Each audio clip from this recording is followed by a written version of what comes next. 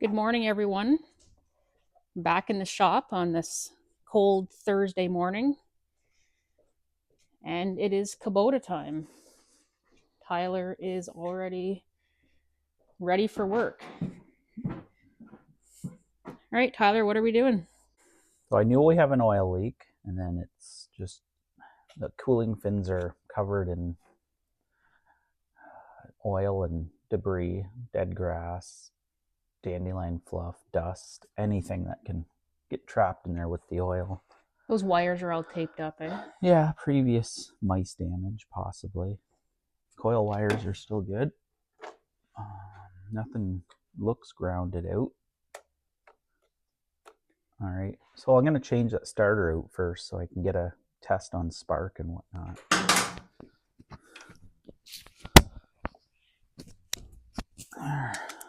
12 mil.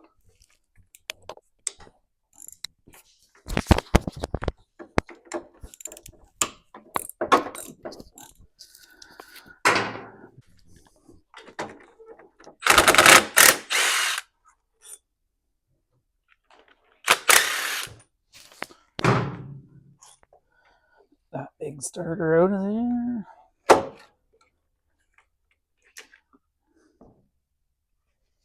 That looks very new, but it doesn't have the part number. It's an aftermarket. Got my booster pack, my red, I got my negative, I got my test wire, which I'm going to put on the start terminal, and then perfect. That one there's good.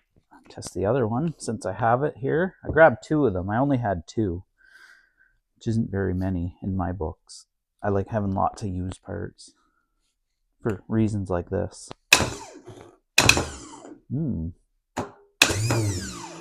So put that back on.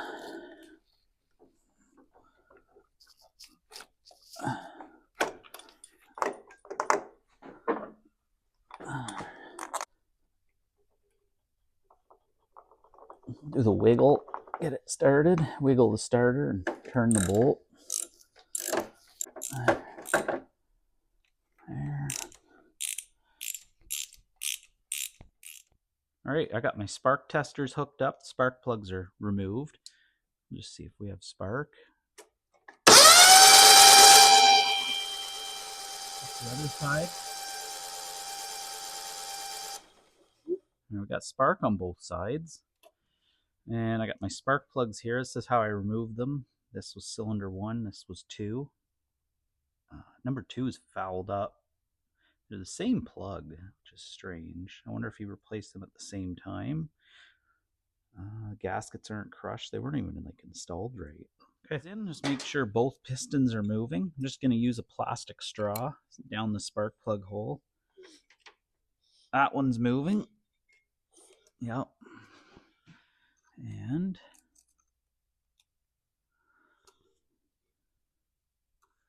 put it in there. And yeah, both connecting rods are connected. All right, I got my compression tester hooked up to number 1. Just do a quick. That's supposed to move.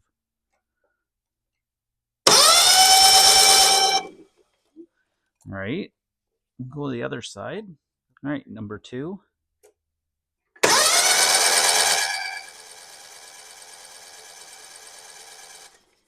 Pretty low. All right, so I got 0 compression on cylinder 1, and I've got, wow, I mean the gauge said 40-ish, but yeah. Okay, those are loose. Yes. Oh, what's going on here?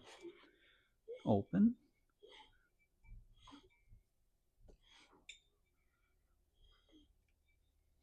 Compression release is. The exhaust is really loose. And the seal is backed out. Oh.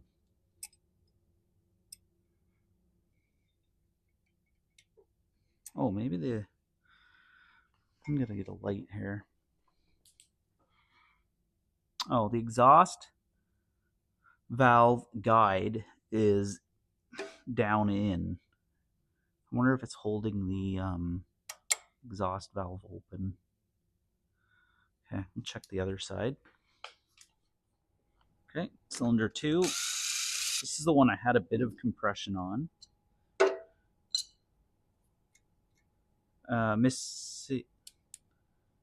Okay, that push rod's missing. Oh, I see damage. Oh, both push rods are missing. Okay, I'm seeing lots of red flags here. 2 push rods are just gone. I see a piece of something here. Want to get in there? Oh, it's a piece of the push rod guide is broken off.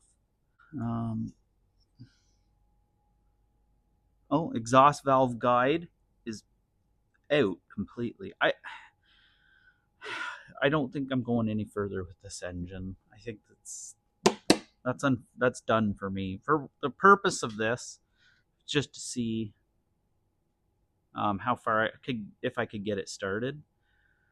This engine's got to come off either way.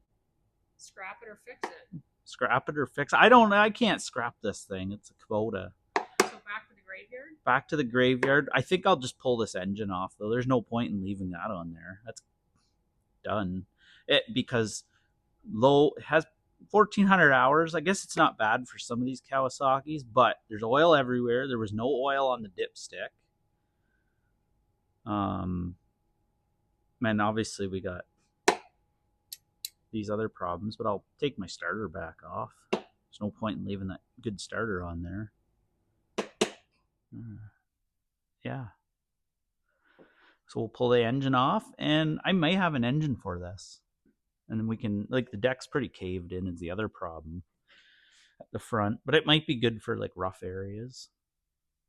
Still, like, it's a tough machine. They're a real strong machine. Good transmission. It still steers. Just an engine. We'll probably find one and put it on. Here's what I suspect happened. First of all, someone doesn't like doing maintenance. Didn't check their oil. Just go out, cut grass. Knew it had a leak. It must have ran good and then lost a cylinder for whatever reason, overheating, and just kept running on one cylinder. It must have sounded different, but just kept running it. And then the other cylinder crapped out. I don't know which one first. I'm going to take this engine off of the machine, and at a later date, I'd like to do a teardown, see what's good or how bad it is inside. That's it for now.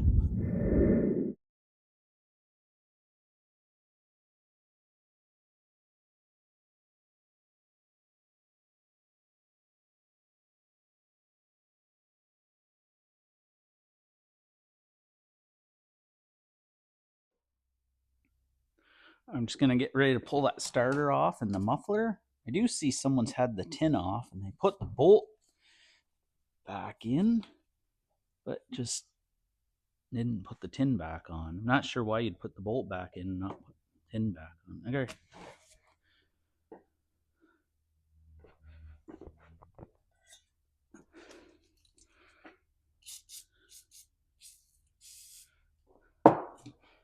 Zap those off. I better save this muffler for, I think I have an engine for this out back, which would be really handy. Rusty bolts don't want to come off, right? Stick in the sockets when they're rusty like that. I'll try not to lose my washers. Got our muffler off. That'd be an expensive piece to lose. If you wanted to repower this tractor, you need that. All right. What else am I going to need? I'm going to take my starter back off.